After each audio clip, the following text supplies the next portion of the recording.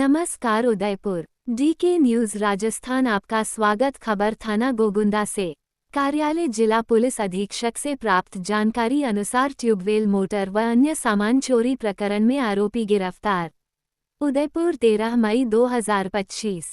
Motor cable व सामान बरामद, घटना में प्रयुक्त जीप जब्त।